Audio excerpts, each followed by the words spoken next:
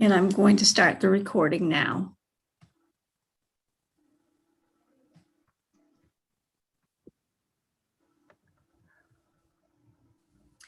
Hi, everybody. Thank you for joining us today. I'm thrilled to have Chelsea Brown here from the Bangor Humane Society. My name is Candace Joyce. I'm the Adult Programs Coordinator for Bangor Public Library, and I work in the reference department. So if you ever come in, come on up and say hi. And we're thrilled to be having the library open more for browsing hours. So it was wonderful to see all of our friends coming back in and saying hi. I've been wanting to do a program on foster pets for quite some time, and I was thrilled to have the National Summer Library Program theme to be Tales and Tales, and it really kind of ushered in a way to have this summer. So hopefully we can do this again, sometime in the near future as well, to kind of keep this idea out there and help people have some information about becoming foster pet parents themselves. I think it's a wonderful program.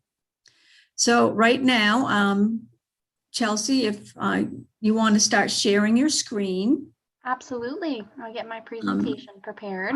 Yep. Chelsea will start with her presentation, and I'm going to mute myself. Feel free to ask questions along the way, but Chelsea has provided spaces for you to ask questions. There'll also be time at the end if you would like to ask questions or talk to her about anything following her presentation. You will be able to unmute yourself at that time, so please feel free to do so, and then just mute your microphone once again when you're finished. And Chelsea, thank you. Yes. Thank you. Well, welcome. This is the Bangor Humane Society's foster care program presentation. We're going to get right into it. So I just wanted to start by introducing myself. My name is Chelsea Brown. I'm the Volunteer and Community Outreach Director for the Bangor Humane Society. I have provided my contact information below. My email is chelsea@bangorhumane.org. My phone extension here is 207-942-8902, extension 108. I have been with the Bangor Humane Society for about, I'd say, 3.5 years. I originally started as a part-time adoption counselor, and now I made my way all the way up to my position now. My job entails adding more volunteers to our family, which also does include foster care providers to our animals in need. I do have 2 cats of my own, which is the picture listed. The black and white one is Bond, and then Kipper is the tiger right there. So up next, we're just going to do a brief overview of our history. We were founded, I clicked back, 1 second.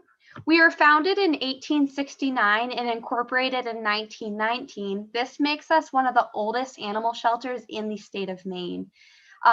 We did just renovate our building in 2020 to improve our facility for our animals and humans, and hope to be a committed, vital part of our community in which we operate. Up next, we're going to go over statistics. So we take in around roughly 3,000 animals to us yearly, which is a huge number, and it does increase yearly as well. Some active fosters currently, my numbers, I have 9 cats, 65 kittens, which is a whole lot of kittens. I have 1 dog and then 8 small animals. So the litter sizes per foster care provider are very different.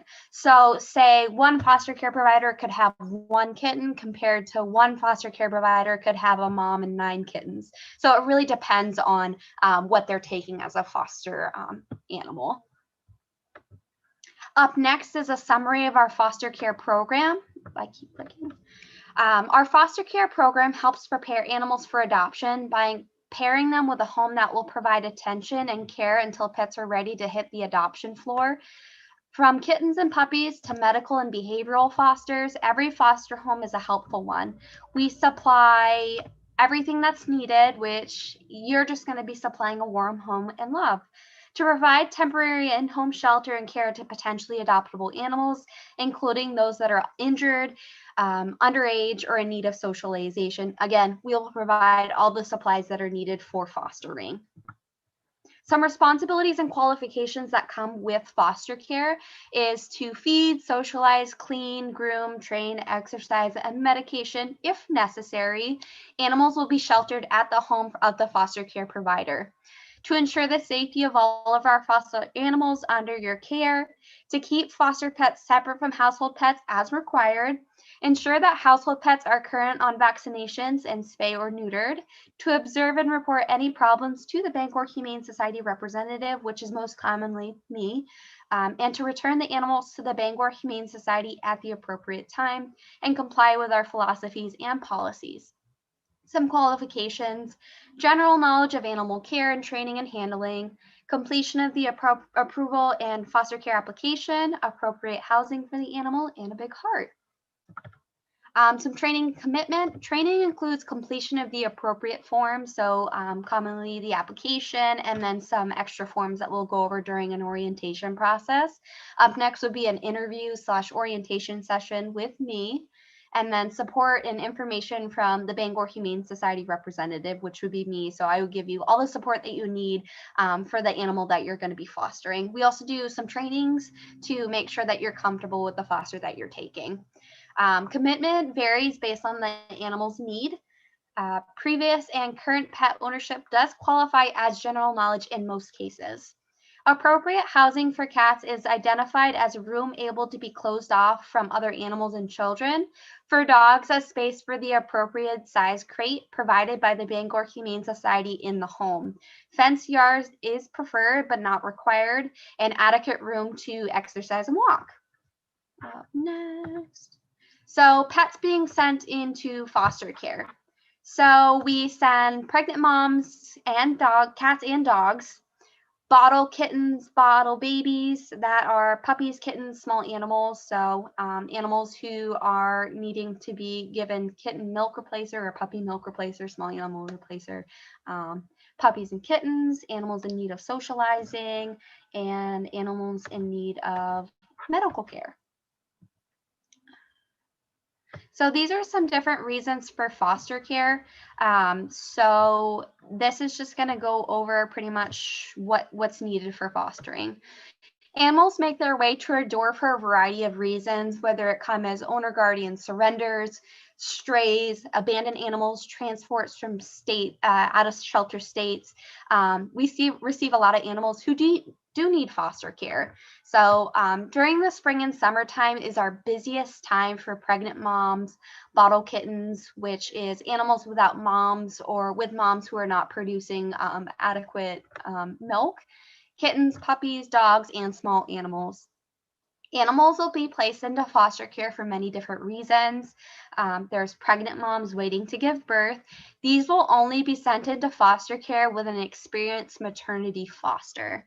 Moms with kittens or puppies will be sent out with the mom to have a quiet space to raise their babies. They will stay in foster care until the kittens or puppies reach 8 weeks old.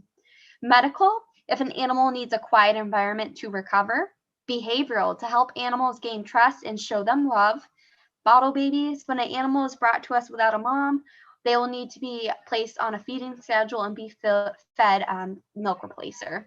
Transport, so we do get out-of-state transports, commonly from Georgia and South Carolina. When an animal comes from out-of-state shelter, they have to be placed through a brief quarantine period, which is typically around 2 to 7 days. We do like to send them into foster homes so they can get a little extra love while they're being in that quarantine period.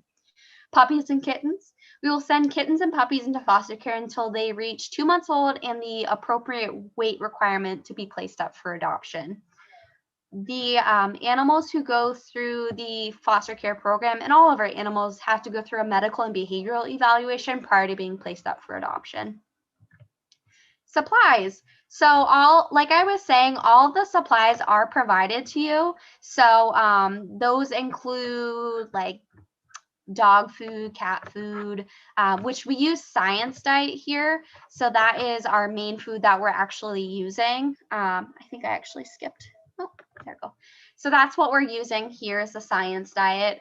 We send out litter, dishes, litter boxes, puppy pads, crates, wet food, milk replacer for bottle babies, and etc. details about fostering animals with us. When you're fostering a pet, you're not only opening your home, but you're opening your heart to animals in need. The animals shall remain the sole property of the Bangor Humane Society, and understand that the custody of said animal will be temporary and upon the request that the Bangor Humane Society has agreed to, so a date that we set up with each other, they do have to be immediately returned to the shelter.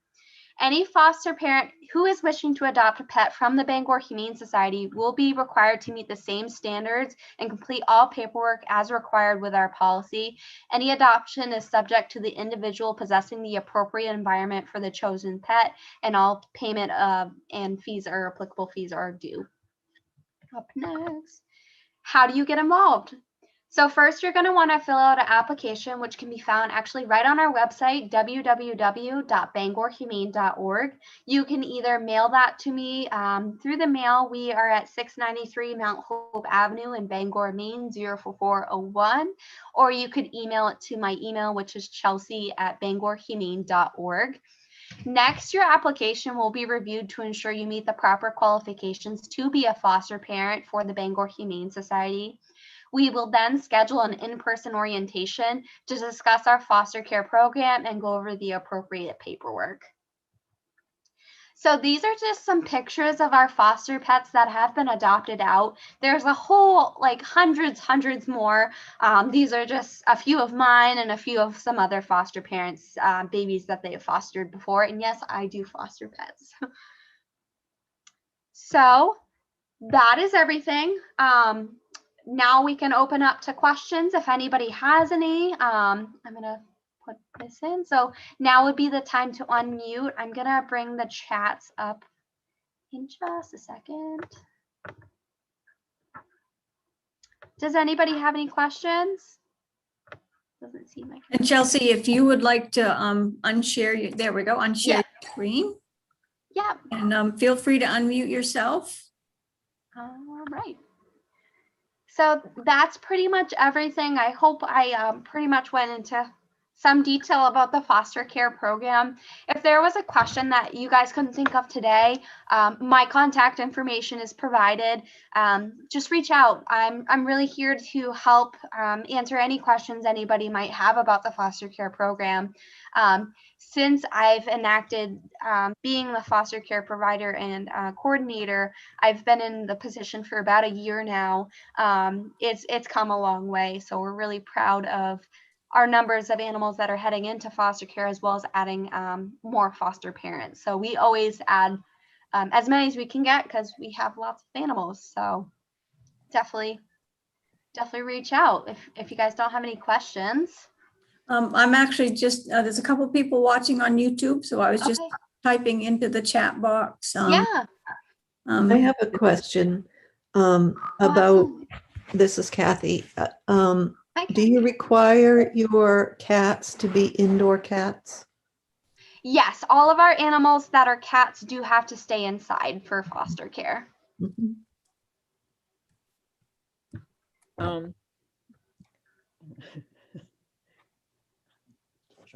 I have a question, Chelsea. Absolutely. Yes. So is there a kind of a typical time span, like say for somebody who needs behavioral watching or, you know, to get more information about how long maybe you like to have? How long they go into foster care? Yeah.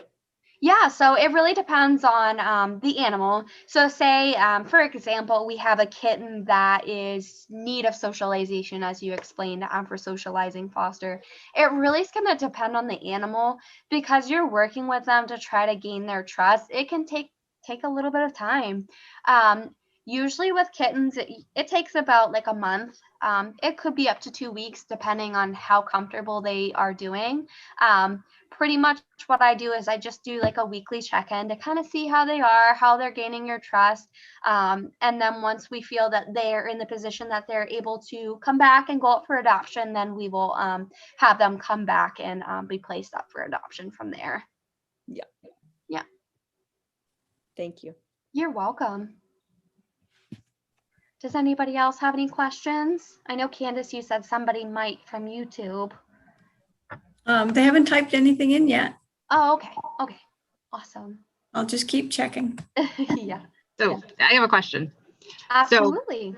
How many foster families become foster failures where they end up actually adopting? Yeah, do you have a percentage, like a statistic I'm for one that? of them. I don't have an exact amount. I would say probably most of them, besides like 2 or 3. So yeah, most of them do end up adopting. It is hard. It is really hard to, bring the fosters back. But what I explain to people is you're not only seeing the growth that these animals are going through, you're giving these animals to people who need them. That's their family. You're providing these animals with care and love, showing them that love is okay, and then a new family is going to come in and see all of that love that was given. And it's absolutely the most rewarding experience that you could do. I fostered, I think it was about 2 years ago now. I always love to tell this story. It's really wonderful. I had a group of 4 kittens. They were absolutely petrified of me. They were definitely socializing fosters. I had them for about a month and a half before they actually got to being like able to be held. From there, they went up for adoption. And this was actually back when I was working as an adoption counselor. So I was able to actually like do their visits and see who they were going into a home with. And to this day, I will still have the family come in and say, hey, look at these pictures. And they'll send me like cards with pictures on them. So just seeing that just really makes it all worth it, and saying like, oh, hey, I can't keep all of them, which is okay, but at least I gave them that love, and now they're going to be going to a family that really could use their love too. So it's really a wonderful experience. But it does happen a blue moon that you do foster fail. Both of mine are foster fails, so it happens.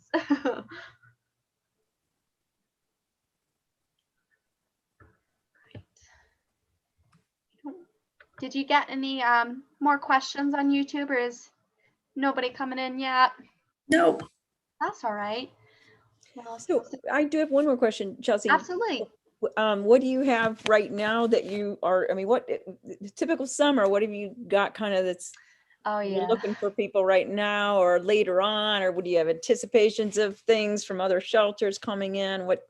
So yeah, we actually get a transport that comes in every other week. It really depends on the scheduling wise. So we get puppies, kittens on that transport that we'll send out into the quarantine period for 2 to 7 days.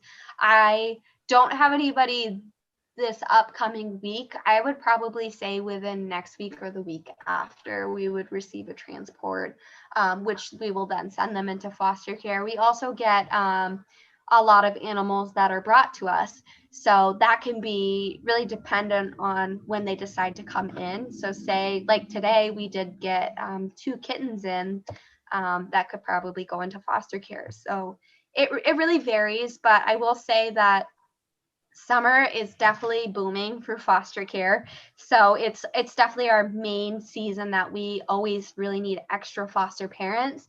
Compared to the winter time, it's really rare.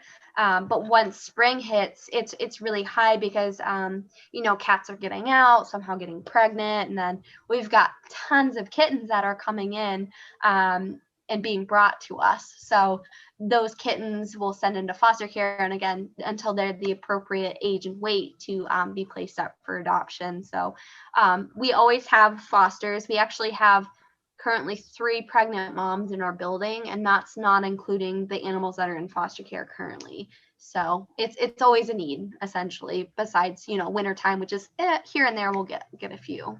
So definitely summer is the booming season for it. Yeah, thanks. You're welcome. Yes, absolutely. All right. Does anybody else have any questions for me, or I think we've got quite a few in.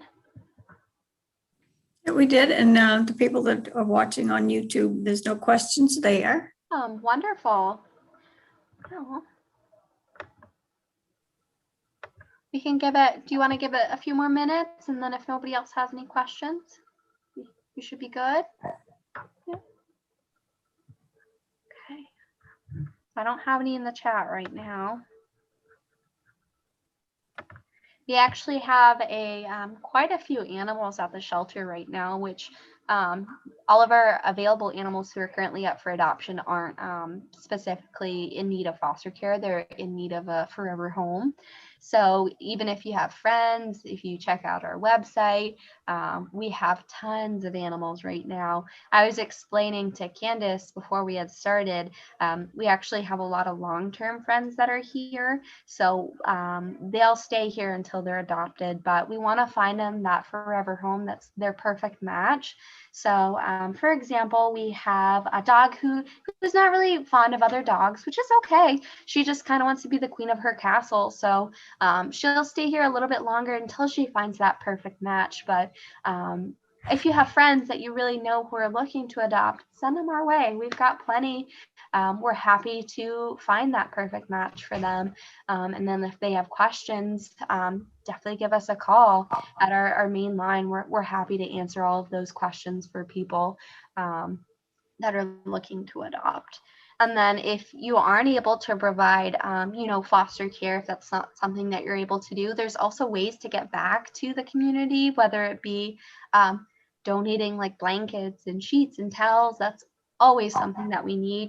When we have all of these animals that come into us, we get really overrun, and we rely on donations for our animals here. So if you're just going through your closet and say, oh yeah, I've got a bag full of towels, go ahead, drop them off. We probably can use them. So there's also other ways to give back besides foster care. If that's not something that you're able to do, we do have many ways that you're able to give back with us. So definitely check out.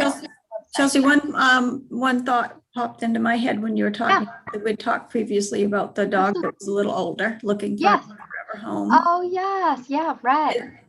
Do you find that older pets need any special kind of care, or do they do better in a foster situation while they're waiting for their forever home? So actually, I would say most of the older friends that are here actually go really quickly, because a lot of people who are looking out into the community really want like an older pet. So they will usually wait here until they find their forever home. Obviously, we have like an older friend who's got a lot of medical concerns going on. That's probably something that we'll want to bring up to foster care and try to get them care while they're waiting to get better. We want them to be better before they're placed up for adoption, to ensure that they're happy and healthy before they go up for adoption. But yeah, most of the older friends do find their perfect match. And the visibility here, they'll be seen here, so it's a little bit easier for them to have that seen, and then we'll push them on social media and everything like that. So typically we do keep the older friends here until we find them, but obviously there's certain situations that we would make appropriate for that animal. So it really, I guess, depends on the animal essentially. So yeah. I have another question, Chelsea. Sorry to You're take fine. No, so go ahead. This is getting over to the other ways people can maybe help besides just not necessarily foster. I remember in another state, my son talked about a program where people could go to the Humane Society and take for example, a dog for a day, and take them to the park, have a doggy day, maybe, I don't know, some basic obedience work. I mean, is that anything you guys do? Yes, we do actually have a program that's called a Dog Stay Out program. Right now it's reserved for people who are adopting. We're hoping to open it soon to the public again. Obviously, when COVID hit, we had to close the program down, but we're slowly working on opening that back up soon. So it is a program where they can take the dog out for the day as long as they're up for adoption, and then they're the appropriate animal to send out on a Dog Stay Out. We will just fill out some paperwork, and then they can take them out for the day and bring them back. It's a lot of fun, gets the dogs out of here. And then when they bring the dog back, they'll actually fill out a report card to give us a little bit more information on a dog that, say we had a stray brought in, so we don't have a lot of history. That report card actually helps us to find a better match for them. So we'll actually use those report cards to really kind of see how he reacted to like kiddos running around and things like that. So yeah, we do have a program, just slowly getting it back up and running. So keep an eye on our website or our Facebook page, or you're more than welcome to call to see kind of where the program's at. So we'll push that out once it's enacted and open up. So Okay, great. Yeah. Thank you. You're welcome. I do have a question from YouTube. Yes, absolutely. How long does it typically take to get the foster application processed? It really can vary. So as I was transitioning from last year, I received a lot, but a lot of them got lost in junk mail. So I think it's easier through via email because sometimes, mail gets lost. What I recommend is if you haven't heard from me for like a week or two, contact me, call me. So that way you can see like, hey, did you receive my application? Because usually once I receive the application, I'll review it right then and then set up an orientation. If it's obviously not the appropriate match for our program, I will let them know. But usually I try to review it as soon as I get it in, unless I'm out of the office, which is very rare that I'm out of the office. So usually it can be pretty fast. But if you haven't heard from me, if it got lost in some form, contact me. Definitely the easiest way, so that way I can actually maybe go hunt for it out front and see if they received it or not. It probably was lost in the mail, unfortunately, but it does happen. But just reach out. That's usually what I encourage, and the review process doesn't take too long. So right. All right, great. Well, thanks. This is very informative, and Thank you. questions, and it's great hearing people talk about all these lovely pets, and Yes. and I hope you all find a way to support the animals or support the Bangor Humane Society. Thank you all for coming. There's lots of stuff going on at the Bangor Public Library this summer, and it sounds like there's lots of things going on at the Bangor Humane Society as well. So don't forget to stop by and visit both places. Thank you both. Sites for what's going on, and look forward to seeing you all again pretty soon, hopefully in person. That would be wonderful, wouldn't it? Mhm. Right. Well, Thank thank you. you. Thank you You are guys so very much. welcome. Thank you, Chelsea. Thank you guys. I had a lot of fun. Thank you for organizing this Bangor Public Library, and thank you Yes. for coming, Bangor Humane Society. Yes, absolutely. It was so much fun. Thank you, Candace, for Right. having me. It was really Okay, fun. great. Yep. All right. Bye-bye. Bye, everybody. Bye.